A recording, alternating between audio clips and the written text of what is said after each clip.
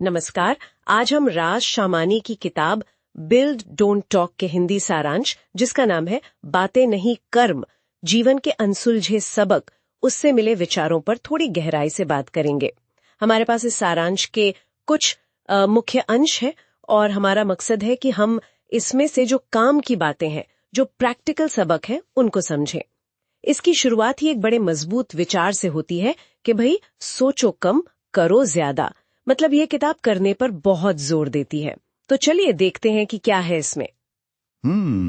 तो सबसे पहली और शायद सबसे अहम बात जो सामने आती है वो है कार्रवाई, यानी एक्शन। सारांश बिल्कुल साफ कहता है कि असली बदलाव या सीखना जो है वो सिर्फ सोचने से नहीं आता।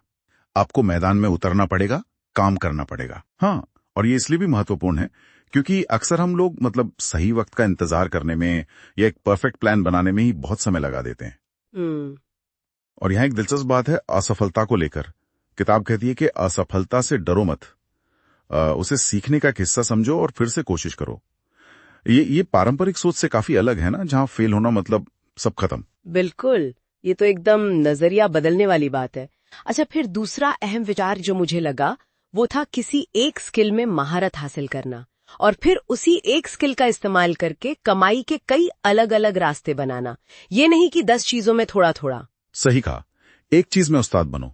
और बात सिर्फ स्किल सीखने तक नहीं है, इससे अपनी पर्सनल ब्रांडिंग से जुड़ने की बात भी है।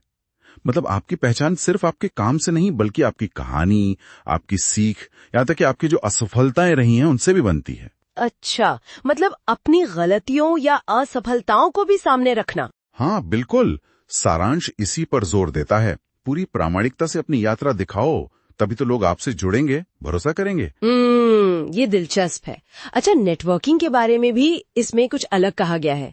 सिर्फ कांटेक्ट बनाना नहीं बल्कि रिश्ते बनाते वक्त सबसे पहले दूसरों को वैल्यू देना। ये थोड़ा उल्टा नहीं लगता? हम तो पहले अपना फायदा सोचते हैं अक्सर। हाँ, लगता तो है, पर शायद यही इसे ज्यादा असरदार बनाता है। जब आप बिना किसी तुरंत फायदे की उम्मीद के दूसरों की मदद करते हैं या उन्हें कुछ देते हैं तो रिश्ते ज्यादा गहरे बनते हैं।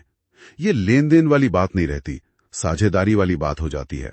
और ये सब करने के लिए जाहिर है अच्छे कम्युनिकेशन स्किल्स बहुत जरूरी हैं, खासकर पब्लिक स्पीकिंग। तो मतलब स्किल होना एक बात है और उसे सही ढंग से लोगों तक पहुंचा पाना वो दूसरी बात है, और वो भी उतनी ही जरूरी। निश्चित रूप से सारांश यही कहता है, सरल भाषा इस्तेमाल करो, कहानी सुनाओ अपनी बात रखने के लिए, और आखिरी में साफ बताओ कि आप चाहते क्या हैं, कॉल टू एक्शन। ये सब तरीके आपके प्रभाव को कई गुना बढ़ा सकते हैं। ये भी आपके पर्सनल ब्रांडिंग का ही हिस्सा है, अपनी वैल्यू कम्युनिकेट करना। सही बात है। इसके अलावा हमने जो पढ़ा उसमें मानव व्यवहार को समझने की जरूरत पर भी जोर था कि लोग कैसे सोचते हैं, क्यों फैसले लेते हैं। और हाँ, वित्तीय बुद्धिमत्ता की भी बात थी। मतलब पैसे को काम पर लगाना, निवेश करना, ये सब जैसे बाकी विचारों को सपोर्ट करते हैं। हाँ, ये सब जुड़े हुए हैं। और एक और विचार जो ध्यान खींचता है और थोड़ा हटके भी है, कॉपी करो लेकिन बेहतर तरीके से। ये दिलचस्प है क्योंकि आमतौर पर हमें सिखाया जाता है कि हमेशा कुछ नया, ओरिजिनल सोचो। हाँ, ये तो है।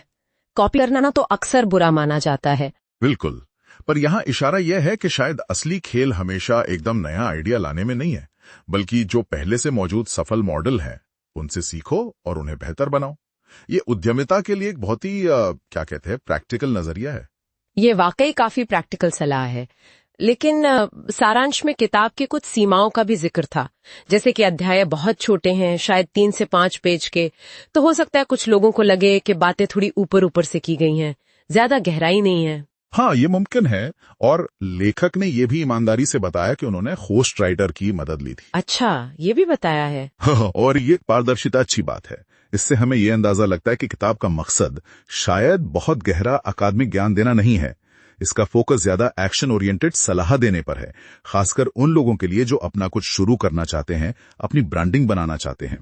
ये उन चीजों पर बात करती है जो हमें स्कूल कॉलेज में कम सिखाई जाती हैं, जैसे बेचना कैसे है, नेटवर्किंग कैसे करनी है, या असफलता से कैसे सीखना है। तो अगर हम पूरी चर्चा को समेटें तो इसका निचोड़ क्या है? ये किताब असल में किन लोगों के लिए सबसे ज्यादा काम की हो सकती है? देखा जाए तो ये उन लोगों के लिए ज्यादा फायदेमंद लगती है जो सिर्फ थ्योरी पढ़कर नहीं रहना चाहते, बल्कि असल में कुछ करना चाहते हैं। खासतौर पर अगर वो उद्यमिता या पर्सनल ब्रांड बनाने के बारे में सोच रहे हों। ये पहले से मौजूद सिद्धांतों को ही एक ताजे, छोटे और आसानी से पढ़े जाने वाले फॉर्मेट में पेश करती है। भले ही इसमें एकदम क्रांतिकारी नए विचार ना हो, पर प्रस्तुति इसे सुलभ बनाती है। जो इसी चर्चा से निकला है, किताब कहती है कॉपी करो लेकिन बेहतर तरीके से। क्या आपको लगता है कि मौजूदा चीजों को सुधारना और बेहतर बनाना ही आज के समय का असली इनोवेशन है? हाँ, इस पर सोचा जा सकता है।